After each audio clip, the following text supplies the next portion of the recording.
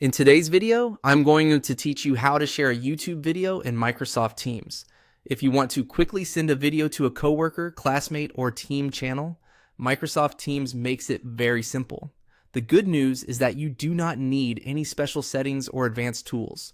In most cases, all you need is the YouTube link and the chat or conversation where you want to share it. I'll walk you through the process clearly so you can do it without any confusion. To begin, open YouTube and find the video you want to share. Once you're on the correct video page, copy the link or URL of that video. You can usually do this by clicking in the address bar at the top of your browser and copying the full web address. Make sure you copy the correct link for the exact video you want to send, especially if you have multiple tabs open. Taking a second to confirm this can help you avoid sharing the wrong content.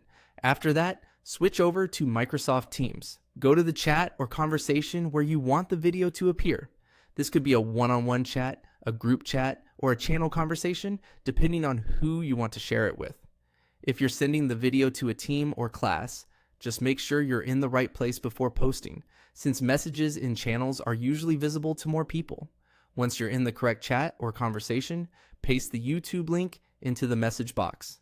After pasting it, hit enter to send it. Teams will usually recognize the link and display it in a way that makes it easy for others to click and open.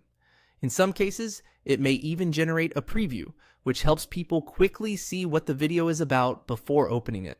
That's all it takes to share a YouTube video in Microsoft Teams.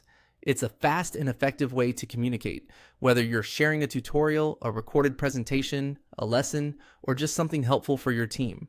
As a quick tip, before sending the message, you may want to add a short note explaining why you're sharing the video, so the person receiving it has some context. That can make your message feel more useful and professional. Now you know exactly how to share a YouTube video in Microsoft Teams, using nothing more than the video link, the right chat, and a quick send.